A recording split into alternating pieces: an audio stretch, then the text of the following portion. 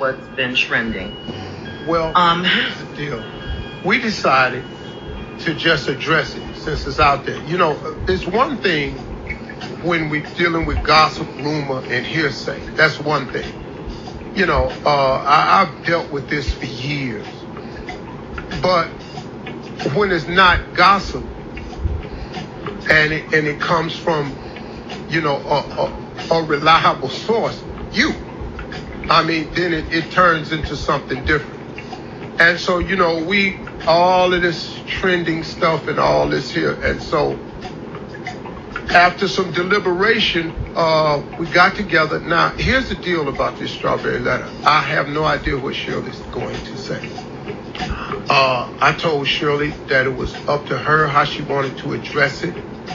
You know, I did go along with this as an idea. I'm not saying I didn't do that, because we talked about it as a radio family and decided this may be the best way. You know, because it's no longer rumor. It's not gossip or anything. You know, this is something that's really touching us all right now. And so, yeah, this is a strawberry letter. And like, you know, I was, you know, being sarcastic when I did the tease last week. The strawberry letter is, I didn't know, the subject was, I didn't know I was going to be my own letter. You know, and which is true. Now, oftentimes I joke about it because some of these letters sound like I was in it. But this one is. And so today, the way I'm going to do it, Shirley, I'm going to just let you talk. Okay. I think it's up to you to be as honest or revealing as you choose to be. You know, we could talk about as much of it as you like, but I think it's an opportunity for you to say what you want to say and share your feelings on it, and then we'll have an exchange about it. Okay. All right, Steve, I'm going to just start by saying that my estranged husband is in jail. He's been in jail for over a year, since about right after the 4th of July of 2022. And recently, some phone calls from last year between he and I were leaked. And on those calls, you hear me saying you were winded going up the stairs at your home, and Marjorie looks at us as the help. And right here and now, I want to apologize to you and Marjorie for what I said. As much as I wish I could, I can't take it back. I can't. I said it, and you know, I want to apologize. It was definitely not me trying to add to what you and Marjorie already have going on in your lives right now. But the fact that these tapes were released, it does seem like everyone is coming for you, I should say, at this time, including me. But in reality, the tapes have nothing to do with what you and Marjorie have going on. It was just me running my mouth in a private conversation, or what I thought was a private conversation. And again, I apologize. I feel terrible. I make no excuses. You know, I said what I said, and there's no denying it. There's no taking it back. Back then, when the phone calls happened, I was trying to stand by my man, be supportive wife, you know. I've been married to this man for 8 years. I had no idea that all this was going on with him. I had no idea. And the charges that he's facing are horrific. They are really bad. I for sure did not want your name mentioned in any kind of way associated with my mess. So I had to call you. I had to tell you it was a hard call for me to make. But I called you. And I want to clear something up, Steve. You did not introduce me to him.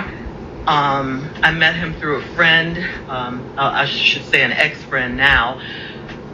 Anyway, so back to what I was saying. I had to tell you, he was in jail. It was going to come out. I didn't want you to hear it from anyone else. I wanted you to hear it from me, because I knew once the police and everyone, got involved, and they were already involved, and they found out who his wife was and who she worked with and all of that, and that's you, Steve Harvey, it would become, a real big story. because it's your name. And like I told you, Steve, when I called you, I didn't want to call you. I mean, I was embarrassed. I was hurt. I felt so stupid, and, I felt betrayed, humiliated. It was just terrible. I mean, I kept saying to myself, how is this my life? Police and jail and all of this. It was just something that I didn't, I'd never experienced anything like this. The police came, they took my car. I was at the salon getting my hair done. They rolled up, took my car.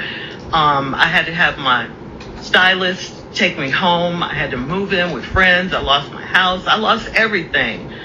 Oh, and I have to tell you this too.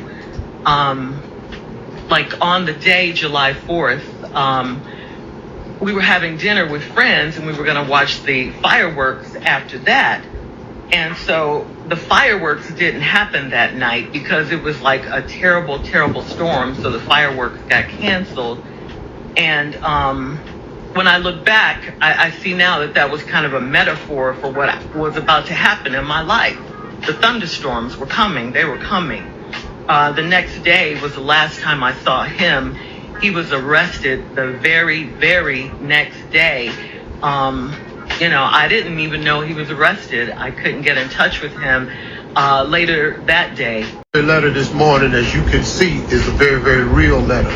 I'm not going to interrupt it at this point. Shirley was going over some of the key points about how she discovered the actions of her husband, the date that she discovered it.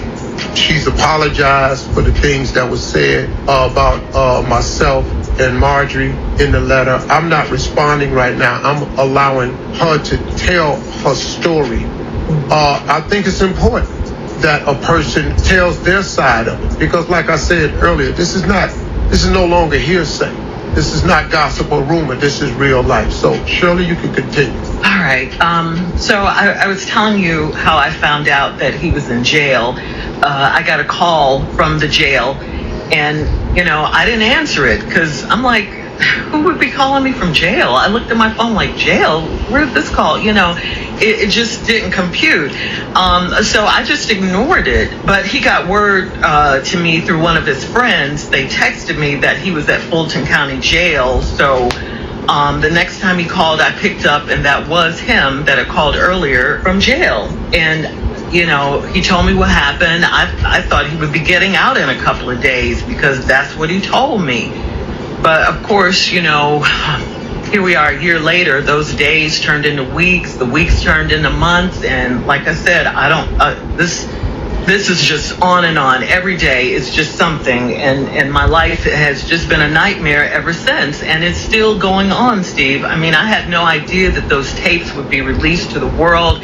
I knew that they were being recorded, but I didn't know that they were going to go out to the world. I mean, I was just trying to make conversation with him, trying to, just get him to think about something other than where he was. I was telling him about my day, this particular day, and that was the day we were talking about, on the phone when I said those things about you and the things that you heard and the world heard. And cut to today, I haven't spoken to him in quite some time. Divorce proceedings are underway. And Steve, at this point, all I could say is what I have is my faith. If it wasn't for God, I probably would have, lost my mind or something in this instance. People don't see what happens when these mics go off. Who wants their personal stuff, their private conversations to go out to public? No one wants that. I mean, what could I say to you after this, happened? I was devastated. I mean, absolutely devastated. I mean, I thought of everything. I could lose my job. How could I face you? Everything. What I'm going through is what I'm going through, and I've been going through it for over a year. I just haven't spoken about it. Then on top of all that, these tapes come out and I'm talking about you and Marjorie, and you guys are going through your own private hell right now. You didn't need me contribute to anything, you know. And I thought back, you know, because I knew I had to say something, speak on. You created this term years ago in Los Angeles called reality radio, and I'm going to tell you right now, this is about as real as it gets, you know. Sure. And the reason I'm here before you now, I wanted to say it live on the radio, is because your name is in it. You know, we've been friends for a long time, Steve, and these jail calls were made public, and I wanted to give you and Marjorie a public apology and to ask for your forgiveness publicly. I just wanted to have a real moment with you. And, you know, I have to tell you, I've been coming to work every day because, you know, it's my only safe haven right now. It gave me a place where I could still be myself and forget my troubles for a little while, you know, and just, you know, do my job. You know, I want to thank you guys. I want to thank you, of course, Steve, Tommy, Junior, and of course my girl Carla, you know, for the space and the grace that you guys have shown me. You know, this is a very difficult time in my life, if you can imagine. You know, I love you guys. We're family, and I thank you. And I just want to thank everyone. I'm just trying to live. I'm sorry for what you and your wife are going through right now in your life. And I hate your names were dragged into my drama because you certainly don't deserve it. That's it. Well, Shirley, let me say this. First of all, what's happening to me and Marjorie, I'm going to address that. But let me say this, though. The devil is busy. The devil is busy. And the devil don't come for those he got. He sends those that he has. So now, with all this going on around us right now, what I do understand, though, see, this jailhouse conversation you had was last year in October 2022. But the devil know how to pile on at the right time. So this tape that was made in October 2022 gets released right on the heels of all of this to just pile on some more. And I guess you say, you know, it was recorded because, you know, when everybody get that phone call, who ain't had that phone call? Fulton County, we please know yourself phone call. This phone call is being recorded. We come back, we'll address some more, but this strawberry letter looks like it's about to be the 9 o'clock hour. So we'll be back with more of the Steve Hart Morning Show right after this. The letter has Shirley to tell her story, whatever she wanted to do. We didn't rehearse this, we didn't plan this. Shirley came out and apologized for the things that were said about myself and my wife. But I also realize, and I know, the timing of all this is important. Because this conversation she had with her estranged husband was in October of 2022. The tapes got released right now. So, and then when you can throw my name on anything, because you look at all these stories, my name headlines the stuff. And so Shirley, when it came out, she called right away, apologized and everything. And so I understand that. And Shirley didn't want her mess to become our mess. Let me say this to you, Shirley. We have known about this right after it happened. But we can't get in nobody's marriage and just go, girl, what you doing? What you thinking? What you We didn't want to say nothing. Right. They didn't want to say nothing. We didn't want to talk because about it. We didn't want to talk about it, and we wanted to create for you a space where you could come to work and have some moments, because I know what it's like. And you did. To get beaten and eaten alive. And so it became, for us, let's just be there for her. And when you want to tell us, you will tell us. Yes. When you're ready. Now, good thing you had Monica, Mississippi Monica, who has been with you this whole ride. You did confide in her. So Monica would keep us posted, but until you wanted to invite us in, we were just left over here as a support system. And so we were just, yes. I'm sorry, I didn't mean to interrupt you, but can I just say this? I look at you guys as my family. You know, we all are family. You know, a lot of times there was a time when we saw each other more than we saw our actual families. And, you know, it was just so hard for me to I'm a private person, but we all have our stuff. We talk afterwards. We're friends. We're all that. It was just hard for me to bring this particular thing up. I was just so embarrassed, and humiliated, and I just felt like a fool. I felt so stupid, and I couldn't. It's not that I didn't want to talk about it. I just couldn't find the words, and that's the honest to God's truth. I just couldn't come to you guys. If you had come to me, I would have opened up, but I understand, but I couldn't. It was too much. It was just too much for me at that time, Okay. Shirley, we get it. Hang on. This strawberry letter has been extended. This is important, y'all. We'll be back with more of the Steve Harvey Morning Show right after this. Addressing it all. Now, I don't want to spend too much time on the recap because we got so many things to go over. But if you've been listening, you've been listening. If you haven't, then you just got to get brought up to speed. We're on the iHeart app. You can play it all day long. You can get this whole interview. Shirley opened up with the apology to me and my wife. And I wanted to make you all aware of the timing of it. My wife and me, we've been getting beat up for the past 2 weeks. But when something like this happens, our motto has always been to never address bloggers. Right. And we don't give it no room or steam. No life. No, nothing. Because we know who we are and we know whose we are. And so we don't address bloggers.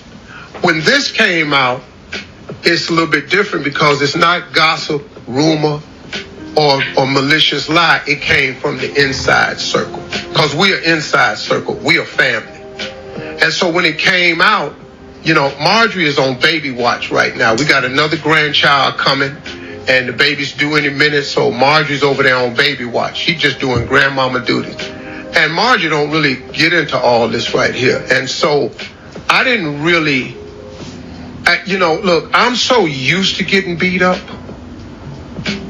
but I didn't know how Marjorie was feeling about everything that's out there.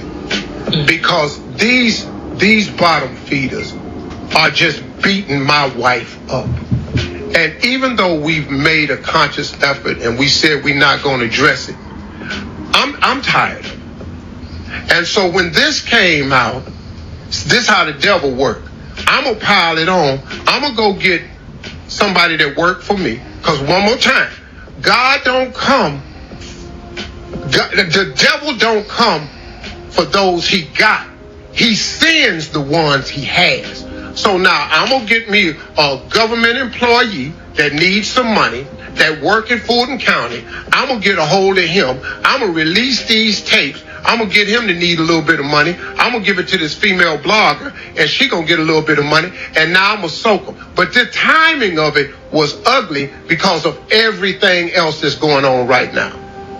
And it made it look like Shirley was piling on. Mm-hmm. And that wasn't her intent, but it happened. Like I say, I understand. The part I'm coming with now is because it's been so ugly for my wife, man. And see, this is what I've never done before. It's been so ugly for my wife. And I've stood there trying not to say nothing. But I'm not a blog. Me, Shirley, Carla, Tommy, Mississippi Jr., we ain't a blog. We're a real media platform. And I don't know if you all know what it's like to wake up every morning that we get up. And our job and mission is to brighten your day. And it don't matter how dark our day is. We got the job to be the morning show. And we got to put on the show.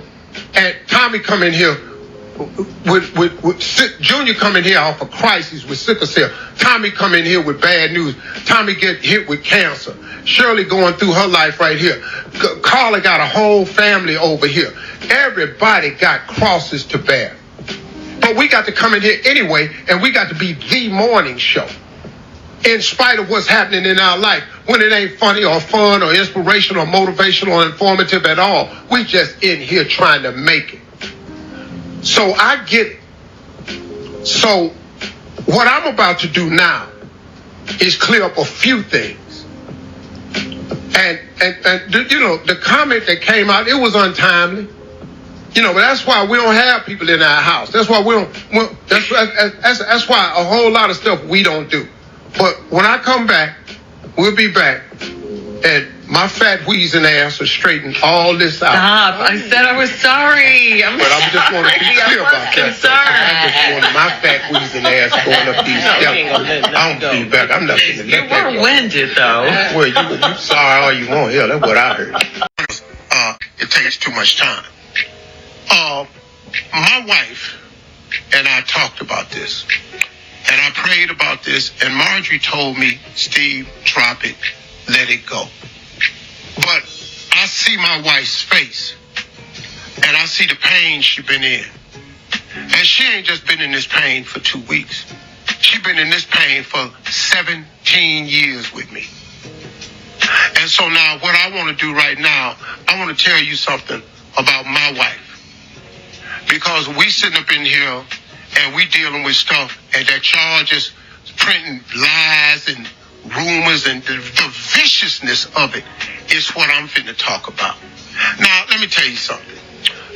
Normally, we don't care nothing about your blogs and all this here, but I'm really tired of y'all, man. And you know the sad thing behind all of this?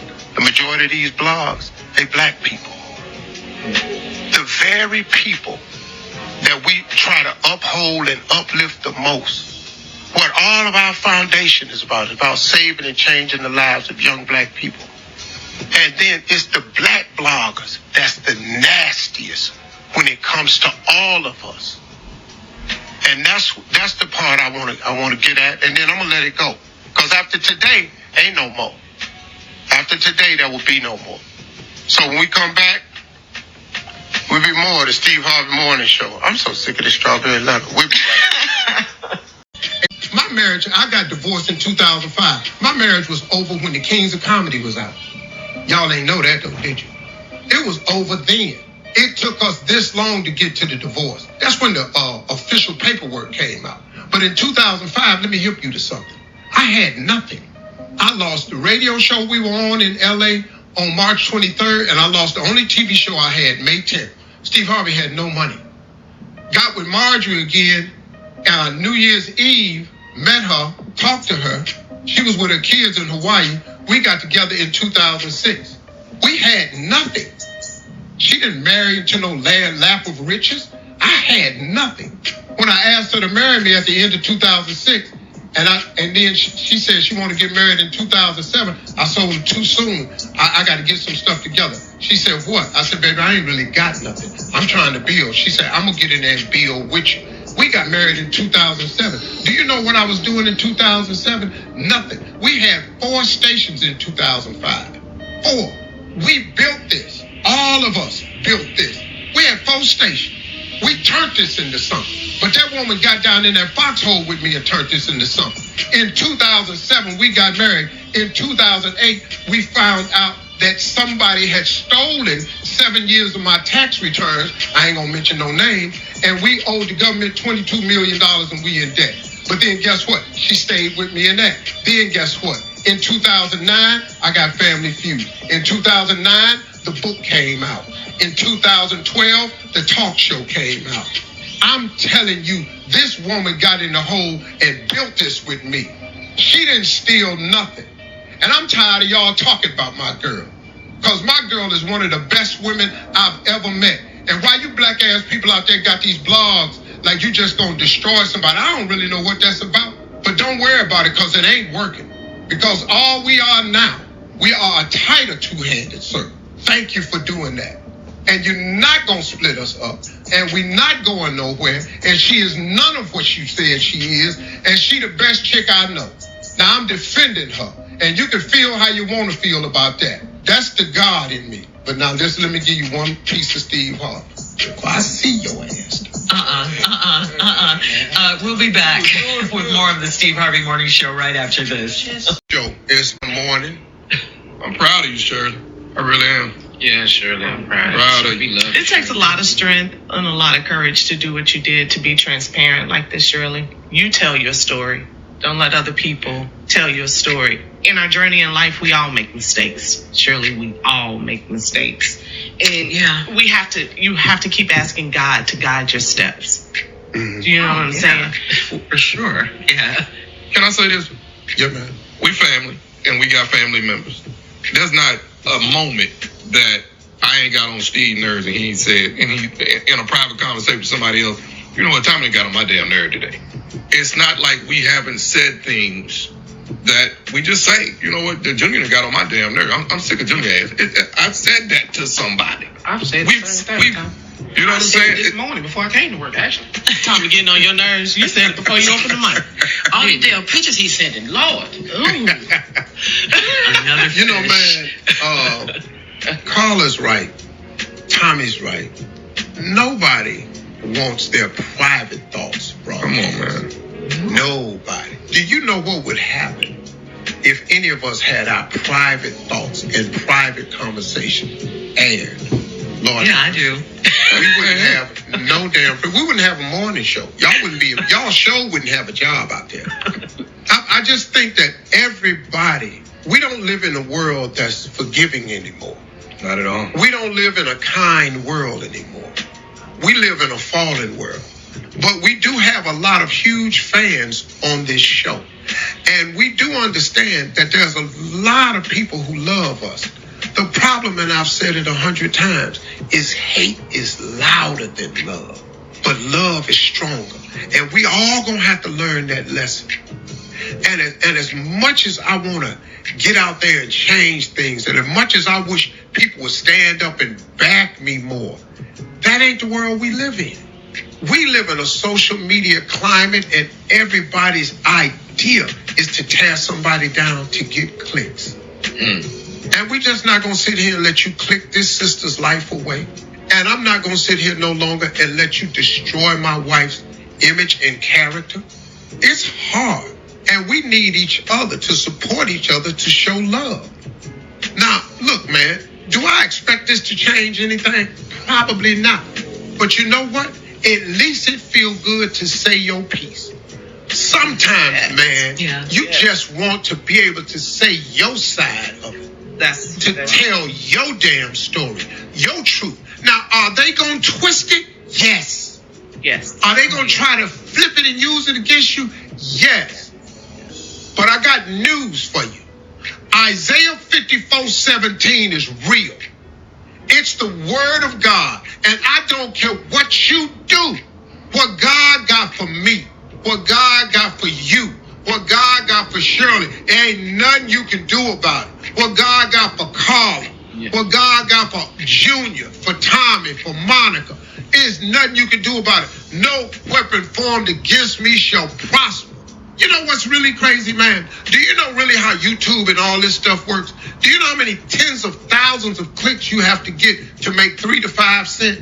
Do you know how many millions of views you got to have to make thousands of dollars? But here what happened. When y'all jump on that danger tear 'em down trail and you post your video, what y'all do to each other is y'all cannibalize each other. So if y'all would just leave that one video, everybody would have to go there to see it. And that person could profit. But now y'all take it like y'all did your music and you spread it on your site. Now a person can go anywhere and get it. Now guess what? Now ain't nobody getting 1 million views, so don't nobody profit. No weapon formed against me shall prosper. And I just wish, man, that we as a people would get out the hate business. Because the hate business don't pay. I don't know if y'all been watching real close, but if you look at anybody out there that's been in the hate business, it don't look real good right now. I don't know if you noticed that. Listen, y'all, there's a motivational speaker named George White. And this dude, he released something that has kept me. And I play it to myself every day. I'm going to play this. This is George White, a motivational speaker. God chose you. So you're going to have to fight more. You're going to have to do more. You're going to have to overcome more. But you're going to receive more. You're going to receive more. You who your bloodline been waiting for. And God chose you because he know he can trust you. He know he can trust you. He know you will keep faith when things go bad. He knows that you won't retaliate when people do evil against you. He knows that you won't be conformed to this world, but you'll be transformed by the renewing of your mind. By the renewing of your mind, because you chosen. Big dog. That's the God I serve. That's the God we serve. Shirley, you're our girl. You're our family. All is forgiven. We come into work. Tommy. One more thing real important, Shirley. Yes. At least you don't have to cook no more. You know?